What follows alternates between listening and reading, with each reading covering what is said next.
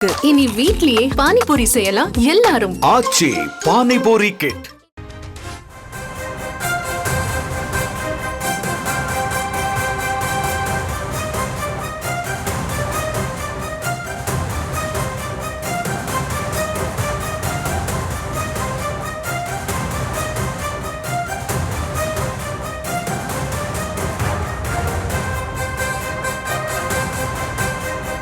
அண்மை செய்தியை பார்த்து வருகிறோம்.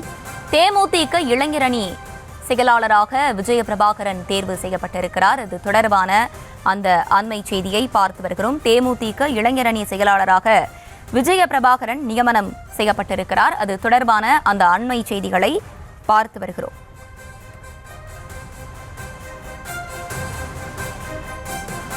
தேமுதிக இளைஞரணி செயலாளராக விஜய பிரபாகரன் நியமனம் செய்யப்பட்டிருக்கிறார். கூடுதல் விவரங்களோடு இணைகிறார் செய்தியாளர் வெங்கட்ரமணன். வெங்கட்ரமணன், வணக்கம். விரிவான விவரங்கள்.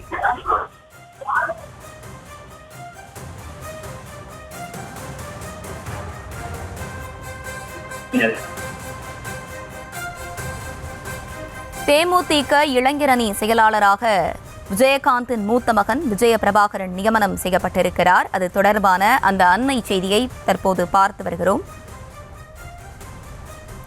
தேமுதிக இளைஞரணி செயலாளர் விஜய பிரபாகரன் நியமனம் செய்யப்பட்டிருக்கிறார். தொடர்ந்து வெங்கட்ரமணன் வழங்கக்கூடிய தகவல்களை கேட்கலாம். வெங்கட்ரமணன், நீங்க பேசலாம். வணக்கம். தர்மபுரியில் இன்றைய தினம் தேமுதிகவுடைய பொதுக்குழு செயற்குழு கூட்டம் என்பது தொடங்கி நடைபெற்று வருகிறது.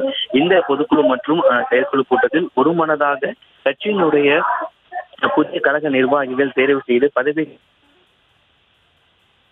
அவைத்தலைவர் இளங்கோவன், அதே போல கட்சியின் பொருளாளராக LK சுதீஷ் அவர்கள் நியமனம் செய்யப்பட்டிருக்கிறார். அதே போல கட்சியின் தலைமை நிலைய செயலாளராக பார்த்தசாரதி நியமனம் செய்யப்பட்டிருக்கிறார். கட்சியின் கொள்கை பரப்பு செயலாளராக மோகன்ராஜ் என்பவரும் கட்சியின் துணை செயலாளர்கள் 4 பேர் நியமனம் செய்யப்பட்டிருக்கிறார்கள். அதாவது பன்னீர்செல்வம், சந்திரன், செந்தில்குமார், சுப்பரவி உள்ளிட்ட 4 பேர் கட்சியின் துணை செயலாளர்களாக நியமனம் செய்யப்பட்டிருக்கிறார்கள். இன்றைய தினம் தருமபுரியில் இந்த தேமுதிகவுடைய செயற்குழு மற்றும் பொதுக்குழு கூட்டம் நடைபெற்றிருக்கக்கூடிய சூழ்நிலையில் கட்சியின் இந்த புதிய கழக நிர்வாகிகளை கட்சியினுடைய பொதுச் செயலாளர் பிரேமலதா விஜயகாந்த் அறிவித்திருக்கிறார்.